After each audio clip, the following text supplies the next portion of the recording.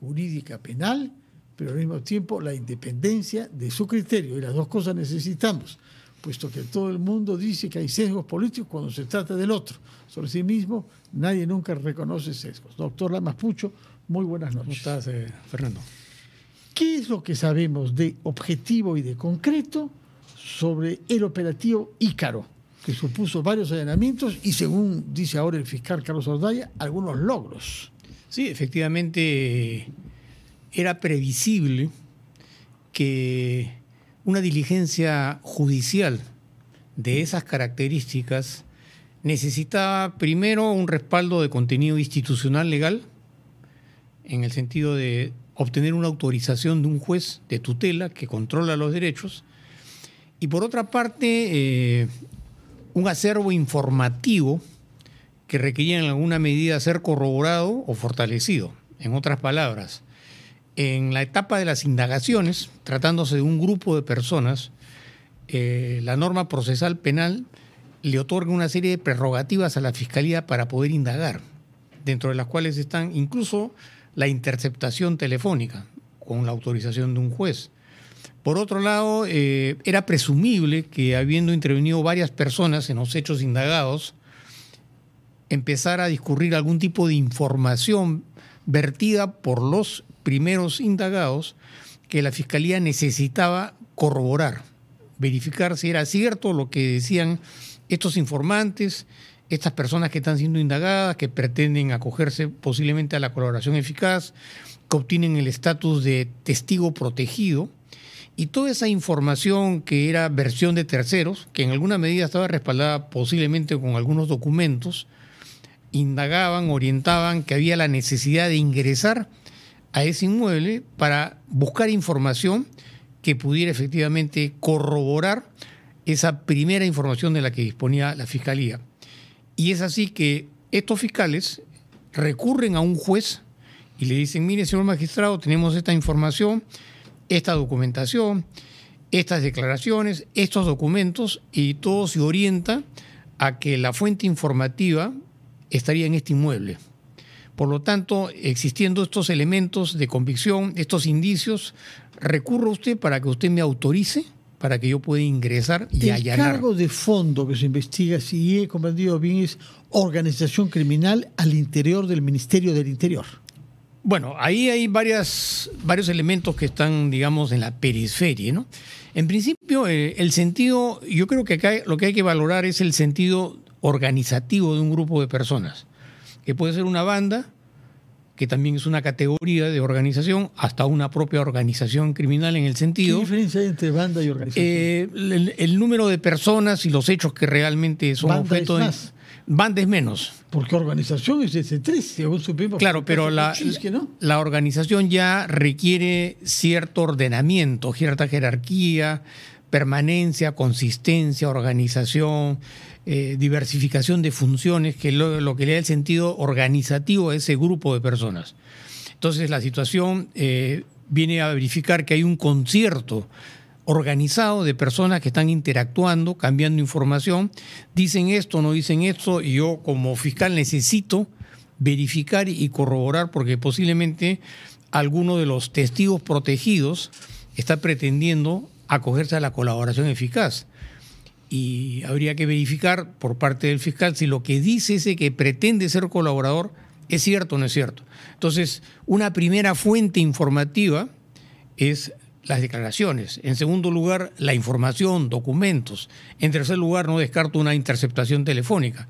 Y en cuarto lugar, bueno, están dadas todas las condiciones y ahora voy a ingresar, a allanar. Interceptación telefónica que a su vez ha debido ser solicitada todo a la justicia. Por supuesto, entendemos que todo esto ha sido hecho, incluso sistemas de vigilancia. Porque esto data desde marzo, ¿no? Claro, acá ha habido un plan de indagación. 5 meses de investigación antes de los allanamientos, porque aquellos que dicen que han hecho coincidir esto con fallos o con acontecimientos, bueno, desconocen que esto viene de larga data, ¿no? Claro, lo que pasa es que siempre coinciden estos hechos con el devenir político del país, que es tan controvertido.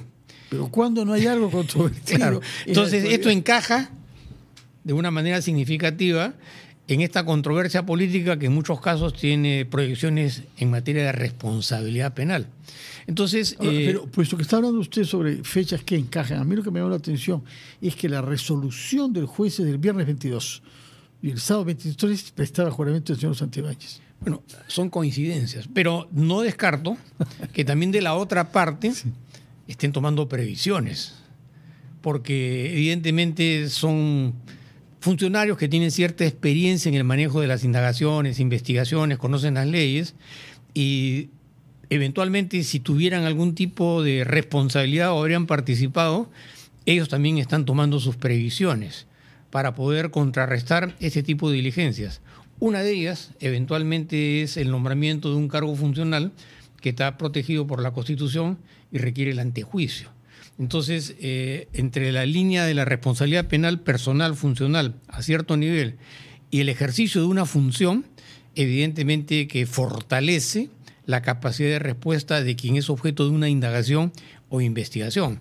¿Por qué? Porque no es igual investigar a un funcionario del menor rango o cualquier persona que investigar a una persona que tiene condición de ministro de justicia. ¿Por qué? Porque no solamente está amparado por la ley, sino porque tiene una capacidad de respuesta inmediata ante los medios de comunicación, como es el caso de convocar a una conferencia de prensa. Por otro lado... Él convocó una conferencia de prensa el día de ayer, pero no habló sobre el tema. Tuvo la elegancia de hablar sobre el INPE y sobre el señor Vizcarra.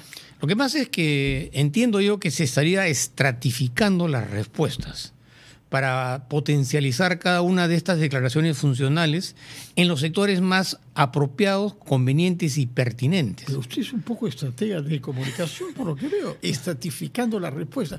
Porque en efecto hemos visto a varios ministros que en general no hablan sobre esos aspectos, son técnicos, y que han hablado a repetir exactamente lo mismo con las mismas palabras. Claro, lo que pasa es que, bueno, también la experiencia profesional me ha enseñado algunas cosas, ¿no? Y yo he tenido, ¿Solo algunas o bastantes? Algunas bastantes. ¿Cuántos años lleva usted viendo casos penales? Y yo tengo aproximadamente 45 años ejerciendo la profesión, pero tuve la suerte de encontrarme muy tempranamente en mis épocas de universitario. Todo mi esfuerzo académico... Más cerca del micro, por favor. Mi esfuerzo académico estuvo siempre orientado a lograrme en el ámbito penal, en el ámbito criminológico y evidentemente estudiando para mantenerme actualizado porque el fenómeno del crimen ha ido evolucionando de manera significativa en los últimos años. Cuando usted comenzó sus estudios, ¿había implicaciones de bandas criminales con altas autoridades del Estado como ahora? Mira, corrupción siempre ha habido sí. en las altas esferas del poder bajo diferentes matices y maquillajes. Lo que sucede es que ahora la sociedad está interconectada a través de la virtualidad. Entonces la información fluye con tal rapidez e inmediatez que tú te enteras al instante. Antiguamente, no tan antiguamente, hace unos 10 o 20 años atrás, para poder acceder a esa información tenía que darse una serie de circunstancias. Algunas eran concomitantes, otras eran circunstanciales, eventuales, y eso le hacía perder ese ritmo y esa velocidad que tiene la información el día de hoy. Lo que nos ha dicho sobre este caso hace pensar que el EFICOP trabaja bien, funciona bien. Bueno, por supuesto, son fiscales especializados que están desarrollando una labor de acuerdo a lo que establecen las normas. Tienen, por supuesto, sus propias aspiraciones dentro de la institución. Son gente que se está especializando, que tiene una nueva formación, una nueva dimensión. Y además he visto que son fiscales relativamente jóvenes, ¿no? Que todavía no están contaminados, digamos, por la controversia política. Y su labor no es tanto direccional, sino es una acción propiamente de investigación. Ahora, hay una nota disonante en todo lo que sabemos hasta ahora, que es la afirmación según la cual policías habrían intentado disuadir a testigos para que no declaren lo que no convenían al señor Nicanor Boluarte o a personas de su entorno. Y eso no va a hacer mejorar los vínculos entre la policía y la fiscalía, ¿no? Bueno, la controversia entre fiscalía y policía es más que todo de contenido político. Del punto de vista operativo, evidentemente ambas instituciones tienen que trabajar de la mano, porque uno tiene la experiencia logística, criminalística, la Fiscalía tiene una apreciación jurídica, dogmática, y coinciden en estas labores de campo, digamos, en el plano de la investigación. En el tema de la colaboración eficaz, es un aspecto sumamente neurálgico en cualquier investigación. Primero que todo porque se confronta a una persona que ha participado en un acto delictivo. En segundo lugar, se confronta a esa misma persona que está decidida a delatar. Y en tercer lugar, se confronta la posibilidad de que a través de esa delación esa persona pueda quedar exenta de responsabilidad penal. O sea que son estamentos sumamente sensibles al manejo y a la interacción. ¿Queda exenta de responsabilidad penal o de condena? Bueno, en principio, no tanto de condena, sino en primer lugar, cuál es el papel que va a desempeñar dentro de la investigación. Si va a continuar siendo investigado, si va a ser un colaborador eficaz formalizado, o si para evitar esta duplicidad se convierte en un testigo protegido. Un testigo excepcional, ¿por qué? Porque habría negociado de por medio la calidad, se habría verificado la información y evidentemente que esa actitud de delatar lo que busca es un premio de la justicia. Sin duda, ¿no? Sin duda. Ahora, en este caso, en el operativo Ícaro, con los allanamientos que él contiene, todos los caminos llevan a un colega suyo, abogado, que fue antes coronel de la Policía Nacional, el señor Percy Tenorio. No tenía yo conocimiento de él, pero parece que es un abogado que sabe desenvolverse bien en ciertos campos y en cuyo estudio han habido reuniones y conversaciones, parte de las cuales han sido referidas por una secretaria. Pequeño error que se comete cuando alguien sabe tratar a los poderosos, pero no se imagina que un colega en oficina, una secretaria en este caso, puede grabar. ¿Qué sabemos sobre este colega suyo? Bueno, en principio son dos ámbitos profesionales de un tremendo contenido experiencial o experimental. Es decir, un policía en actividad, por su misma función que cumple, tiene la posibilidad de acceder a información y lograr una experiencia fáctica, práctica, sumamente valiosa y trascendente. Pero eso no es suficiente, porque si a eso le agregas la otra profesión, que es la profesión del abogado, que es el conocimiento de las leyes, los vacíos, los pros y los contras, entonces se unifican dos experiencias sumamente significativas que pueden fortalecer la manera, la forma y la capacidad para poder intervenir en un hecho que puede tener connotaciones penales.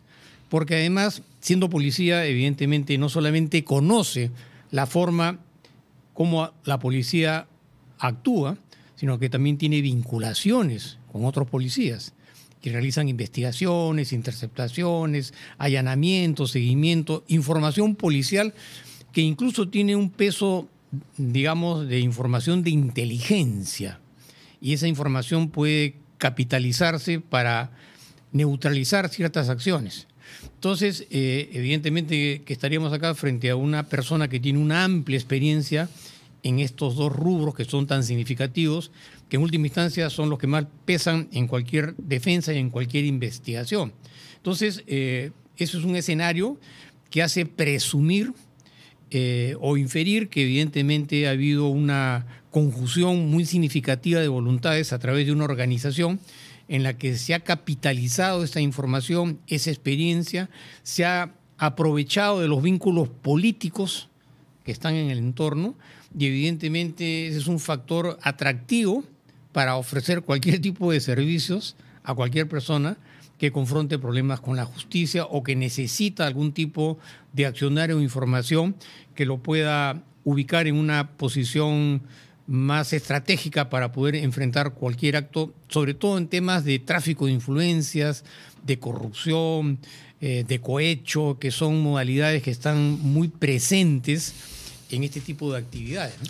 En este caso, ¿usted diría que hay persecución política o eventualmente es una persecución que termina por afectar a hombres o mujeres políticas? Mira, lo que pasa es que en el ámbito de la criminalidad política, que está vinculada a los delitos políticos relacionados con la corrupción, el sesgo político siempre está presente. ¿Por qué? ¿Por qué? Porque son puede ser un personas... funcionario policial o fiscal que no sirve para nada. ¿Cuál es la orientación política del ministro o del jefe? Lo que pasa es que no solamente estamos hablando de la experiencia profesional que puede tener un funcionario policial o un ministro, sino los favores o los beneficios que se puede lograr a través de la labor funcional política. Primero que todo porque en algunos casos los funcionarios tienen protección política, el antejuicio. Es más que evidente. Solamente algunos, ¿no? Algunos. Pero por otro lado, la capacidad funcional, entre otras cosas, implica una defensa gratuita. Es decir, pagada por los contribuyentes. Implica... gratuita, no, los abogados cobran. Pero gratuita para el que nos paga para el investigado, pagamos nosotros. Claro, que eso es un aliciente, porque es fácil imaginarte que si tú te ves inmiscuido en un acto que puede tener connotaciones penales, recurrir a una defensa es a veces bastante costoso. Sí. Pero si tú tienes la seguridad de que el Estado te va a proporcionar la defensa, entonces te da más tranquilidad. Es un daño menos de ser pescado. ¿No? Señor Lamas Pucho, escuchándolo hablar sobre los detalles de la Operación Ícaro y los actores implicados, me hace pensar, usted tiene mucha experiencia con el Poder Judicial y con la Fiscalía, de los años que nos ha dicho desde que ha estudiado y comenzó tempranamente a trabajar en este campo por vocación inicial. ¿Qué es lo indispensable en la reforma judicial? La pregunta es urgente, porque la Comisión María del Carmen Alba nos ha dicho la señora Alba ayer que hacia mediados del mes próximo, es decir, en 16, 17 días, estará listo el informe, pasará a la Comisión para un dictamen y se discutirá en el Pleno. Según ella, han sido convocados asesores, aunque me parece que todo es una cierta tendencia, no muy plural, el grupo de los asesores, y que han sido invitados a hablar una serie de autoridades de las diversas entidades públicas que tienen que ver con eso. Si fuera usted simple y dijera, esto es lo que está mal, esto es lo que hay que corregir en el funcionamiento del Poder Judicial y del Ministerio Público, ¿en qué focalizaría usted su crítica y su propuesta? La primera idea que me viene a la mente es defender la autonomía de la institución en la medida de sus posibilidades. Autonomía frente al poder parlamentario general, como, y frente al poder institución ejecutivo. rectora de una política de gobierno. La autonomía. Una autonomía entendida de contrarrestar y evitar el interés y la injerencia política de los gobiernos de turno involucrados en casos de corrupción que pugnan por tener una presencia y un manejo sobre la justicia, porque saben perfectamente que habiéndose visto involucrados en casos de corrupción, tarde o temprano van a tener que enfrentar a la justicia. Y cuando enfrentan a la justicia, evidentemente que surge el interés de tener un control sobre la justicia. Y eso no ha sido... Es decir, sacar a los jueces que no me son simpáticos y poner a mis amigos. Bueno, lo que pasa es que ese es un proceso que ha estado y que está presente a lo largo de la historia republicana del país. Todos los partidos políticos, sin excepción, unos más directos, otros indirectos, han tenido interés de manejar ciertos estamentos de la justicia, porque evidentemente que saben que tarde o temprano van a llegar a la justicia. Y eso no solamente ha sucedido en la justicia ordinaria, en todos los estamentos de la función pública, por emplear un término bastante genérico. Y así vemos que en muchos casos los gobiernos de turno han puesto la mira en la Corte Suprema, han puesto la mira en la Fiscalía de la Nación, han puesto la mira en la Defensoría e incluso, como lo he manifestado en otras oportunidades, siempre han estado interesados en quienes van a integrar el Tribunal Constitucional. Sobre todo esto. ¿Por qué? Porque hoy han hecho conocer varias sentencias, interesante. Claro, porque una de ellas sobre el fiscal Tomás Aladino Gálvez. Hemos visto en los últimos años que hay mayor presencia del derecho penal en el derecho constitucional. Cada vez más, ¿no? Claro. No, entonces ya no es un derecho constitucional autónomo, sino es un derecho penal constitucional, porque justamente el ámbito delictivo cada vez tiene más presencia. Y como todos sabemos, la elección de los magistrados del Tribunal Constitucional nace del poder político, del Congreso, donde están los partidos. ¿no? Cuyos líderes están siendo muchas veces investigados. Entonces, en los últimos años, esa justicia constitucional que la veíamos en un sentido bastante ilustrativo, que era la interpretación de la Constitución, hemos visto y estamos viendo que cada vez tiene mayor presencia y mayor actividad en temas de solución de contenido penal en las altas esferas de la gobernabilidad y de la partidocracia en el Perú. Entonces, no es igual un magistrado que es elegido por un órgano independiente, autónomo, de acuerdo a su capacidad, que poner a disposición la elección de un magistrado, por más honorable y honesto que sea. Órgano independiente, idóneo, profesional. Eso es la Junta Nacional de Justicia, pero es una de las instituciones más cuestionadas. Pero por lo pronto, baste ver los datos que tenemos sobre el presidente, sobre el señor Ríos. El antecedente justamente reafirma lo que estoy manifestando. El Consejo Nacional de Magistratura, la Junta Nacional de Justicia. Ahora sí. ¿No? Entonces volvemos otra vez al mismo análisis. Por eso te manifestaba que lo más importante para poder iniciar una reforma del sistema de justicia es la autonomía. La autonomía de la institución. Poder Judicial y Ministerio Público. Claro, lo cual tampoco no excluye a los colegios profesionales, que también deberían tener una participación muy activa en estas reformas. ¿Por qué? Porque a veces las reformas están enmarcadas dentro de los intereses de los mismos sectores, ¿no? Hay una secuencia de intereses que muchas veces se convierte en una autodefensa mal interpretada. Entonces, la sociedad civil requiere también tener una presencia activa en la reforma de la justicia que puede hacerse a través de los colegios profesionales. Muchísimas gracias, doctor Lamas Pucho. Mañana vamos a escuchar al jurista Javier de Belaunde, para que tuvo un rol importante cuando él sería juez hace 20 años, ¿no? Para ver qué piensa él sobre esta reforma judicial, pero retenemos lo que nos ha dicho, la base de todo es respetar la autonomía de las instituciones judiciales. Muchísimas gracias por su presencia, muy buenas noches y feliz fin de